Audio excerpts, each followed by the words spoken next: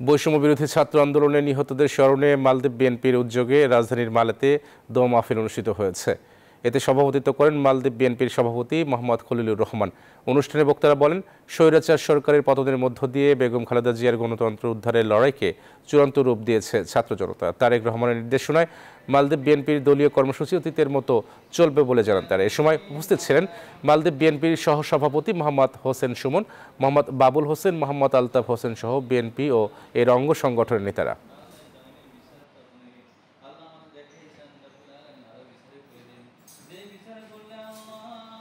যারা দেশে স্বৈরাচার পতন করানোর জন্য শহীদ হয়েছে এবং আহত হয়েছে, সবার জন্য আমরা দোয়া করেছি এবং আমাদের দেশমাতা বেগম খালেদা জিয়ার জন্য আমরা দোয়া করেছি এবং সামনের দিকে বাংলাদেশ যাতে ভালোভাবে এগিয়ে যেতে পারে এই আশা করে আমরা সবাই একত্রিত হয়েছি।